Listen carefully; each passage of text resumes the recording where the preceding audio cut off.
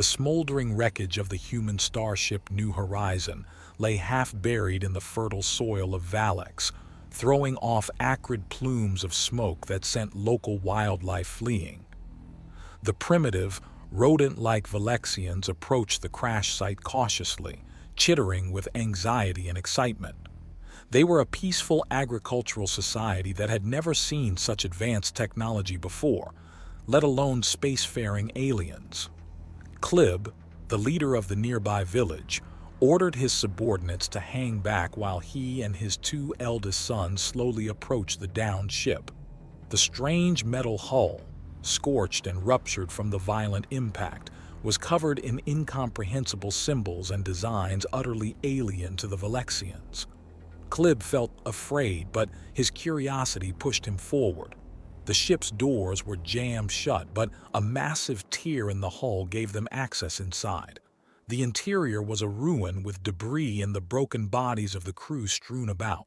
The Valexians had never encountered beings like this, hairless and gangly with soft, tan skin and flat faces.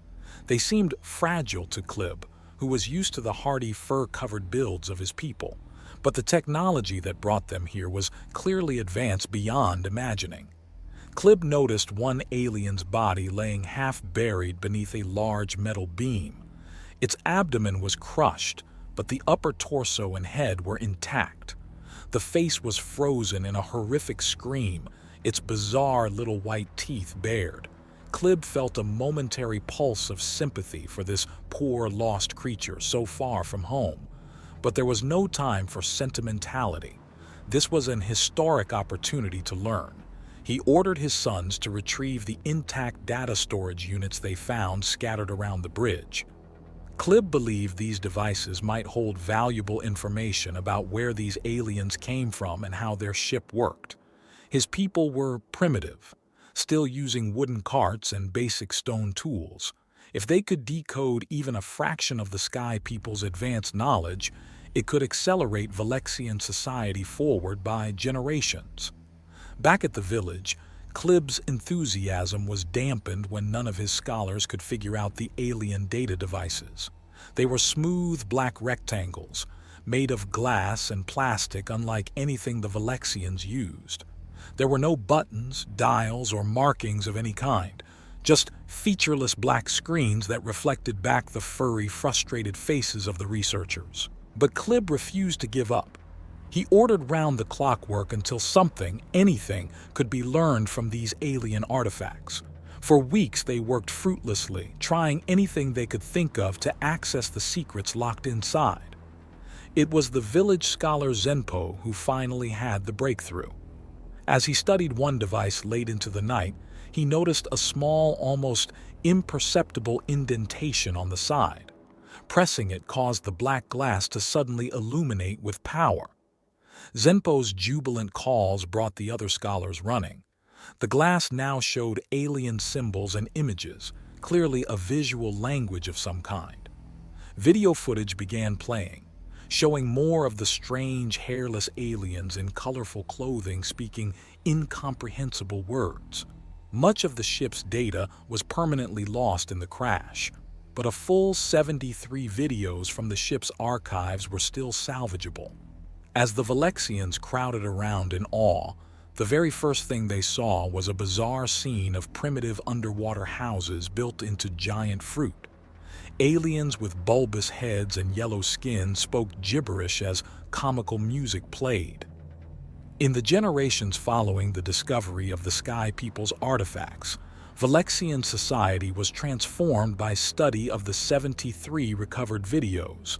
Each one was scrutinized frame by frame, parsed for hidden meanings.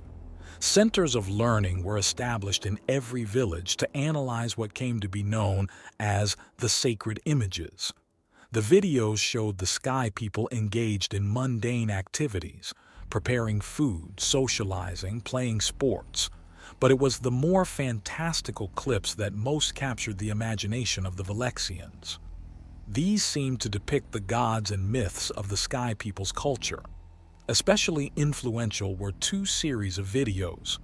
One featured a group of wise-cracking, pizza-loving martial artist reptiles named after famed human scholars. The Valexians were amazed. The Sky People had made intellectual warriors out of lowly swamp creatures. The second influential series was set in an undersea city inhabited by a mix of walking, talking sea creatures and humans. The main character was a naive yellow sponge named SpongeBob who flipped burgers for a living, but still got into all sorts of zany adventures with his starfish friend Patrick. Clearly, these SpongeBob and Leonardo figures were cultural heroes, if not outright gods. The Valexians built temples decorated with paintings of the characters, so they could be worshipped and emulated properly. Rituals were enacted to recreate scenes between SpongeBob and Patrick, or the Ninja Turtles and their nemesis Shredder. Rules of society were also based on behaviors observed in the videos. Valexian children were taught to resolve disputes by talking it out, just as the Ninja Turtles did. Scholars obsessed over hidden wisdom in SpongeBob's nonsensical babbling and Patrick's dim-witted commentary.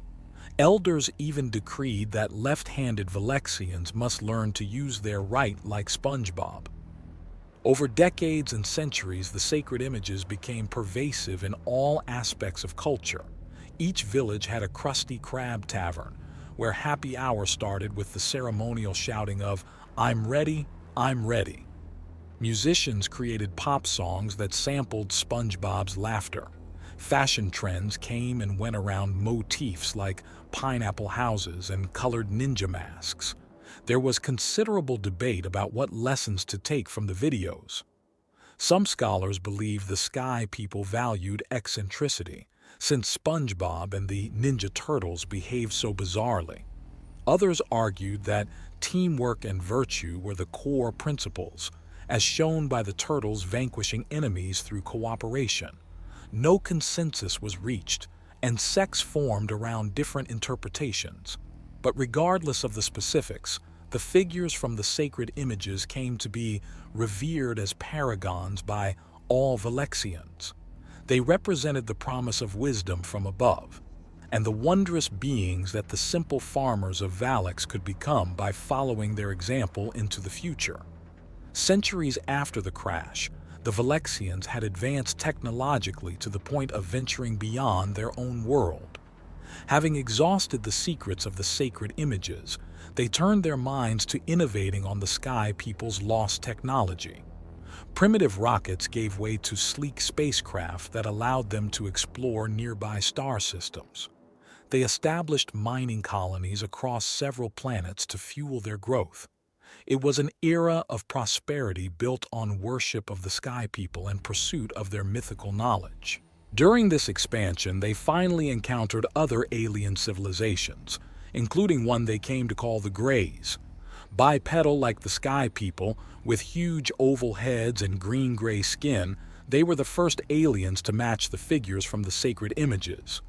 The Greys were unprepared for how the zealous Valexians reacted. To the astonished Greys, the furry aliens fell to their knees praising the coming of SpongeBob.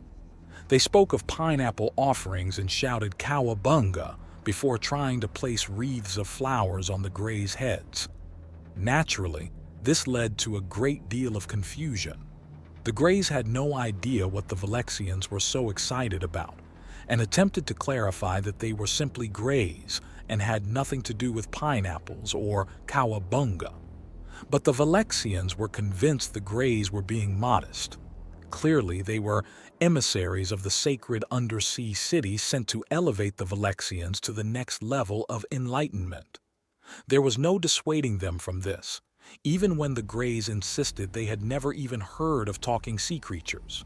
In their own language, the Valexians sang songs of praise to SpongeBob and shared their most elaborate artistic depictions of his exploits. They bestowed gifts of jewelry carved into the shapes of shells and jellyfish.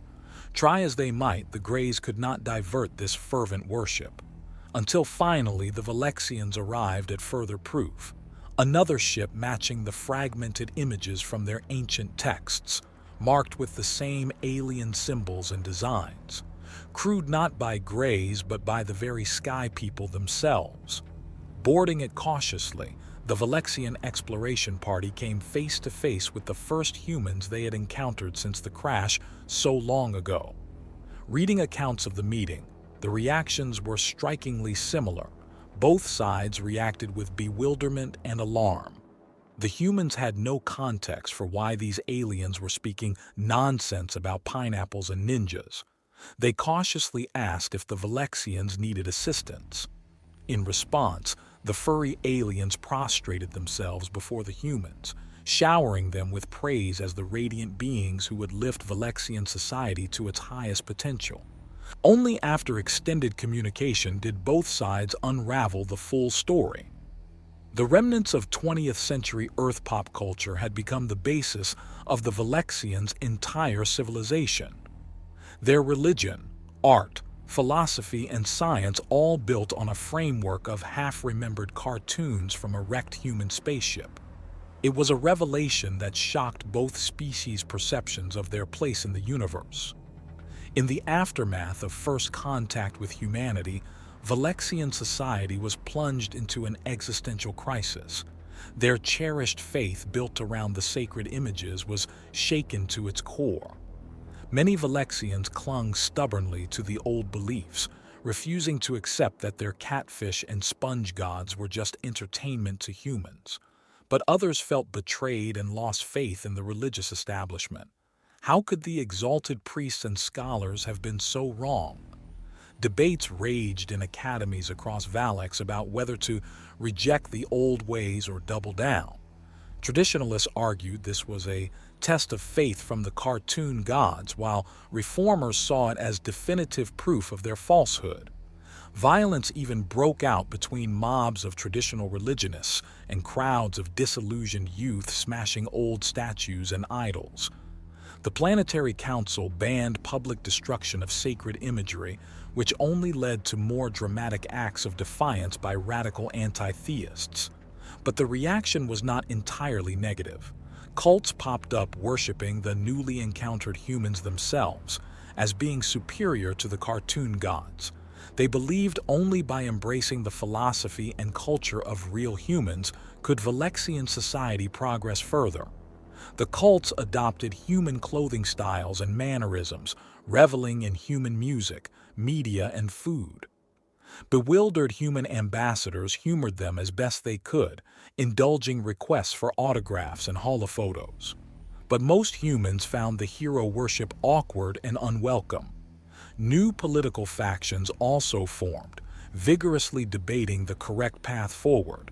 The Humanity First Party argued for massive reforms to sweep away old traditions and modernize Valexian society along human lines. The much larger Traditional Values Party pushed back hard, calling for a return to the core tenets of their ancestors' faith in the sacred images. They believed Valexian culture itself was under threat from alien influence. Partisan scientists on both sides worked feverishly to prove their positions. Traditionalist researchers claimed to validate the mystical insights contained in Patrick the Starfish's nonsensical utterances. Their opponents developed advanced neuroimaging techniques to highlight neural underpinnings of the placebo effect during religious rituals. The one point both agreed on was that credibility of mainstream Valexian institutions had collapsed. The priestly class was decimated, while academics engaged in self-criticism over missing what now seemed obvious fallacies. Out of the turmoil arose opportunities for Valex's disadvantaged classes to organize and make political demands. Overseeing all this chaos, the bemused humans found themselves cast once again as unlikely cultural icons. They had unlocked a progressivist spirit in some Valexians, while inadvertently destroying the comforting faith of others. It was a level of influence no human had ever intended or anticipated. Most just wanted to quietly back away and let the Valexians sort out their own affairs now that the truth was known. But the situation seemed to slide beyond any easy control. They found themselves participants in a social transformation more profound than anyone could have predicted. Over the next generations, Valexian society gradually stabilized in the wake of the revelations about the sacred images. The chaotic social transformations did not disappear entirely, but became part of the planet's new normal. The old cartoon-based religions lost their position of dominance, but persisted as cultural traditions followed by minorities. Their practices became akin to quaint local rituals and mythology, rather than guiding philosophical frameworks. Each new generation was a little more removed from the original fervent beliefs of their ancestors. The stories of SpongeBob and the Ninja Turtles settled into the same realm as other fanciful legends they learned as children but outgrew. And as the Valexians' fascination with the sacred images faded, their obsession with human culture grew. The definition of a proper Valexian home changed from outward displays of pineapple worship to inward absorption of human media and fashion. Music and entertainment shifted from local folk styles to human pop culture. Valexian youth adopted human styles of dress, speech, and pastimes, embracing video games and movies from Earth. Critics lamented the increasing humanization of mainstream culture. But most Valexians felt their society had been set back on the proper course, toward the advanced civilization foretold by their ancestors' discovery of the wrecked human spaceship so long ago. Human technology and culture offered them a glimpse of their own future potential. The initial fervent worship of humanity cooled as well. As the Valexians became more familiar with humans as people rather than prophets, old divisions resurfaced. Interactions were still friendly, but more grounded. The era of humans as infallible demigods had passed. S were now seen more as quirky relatives, clever but still mystifying at times. Their arts, sciences, and histories were endlessly fascinating, but their customs around family, emotions, death, and 100 other things diverged from Valexian norms just enough to ensure some cultural separation. Each species came to appreciate the other while maintaining pride in their own identities. They cooperated freely in business, education, and politics when beneficial, yet valued having distinct perspectives. Some idealists still envisioned a future of full integration and harmony, but most were content to nurture an affinity balanced with self-determination. They had transitioned into galactic partners rather than disciples and messengers. In retrospect, it was a pivotal era for both civilizations. The Valexians gained a cosmic worldview that propelled them from primitive life to advanced industry and beyond. Humanity learned the power but also unpredictability of cultural exports. Both came to see that differences need not preclude mutual appreciation and accelerated progress. When faced with radically alien ways, we may react with hostility or idealism, but taking time to bridge the gap with thoughtful communication can turn diversity into a strength. This was the lasting legacy of that fateful spaceship crash so many generations ago. It shaped Valexian history and human diplomacy alike. Out of a coincidence of cosmic proportions arose wisdom that would guide both species on their journey to maturity among the stars.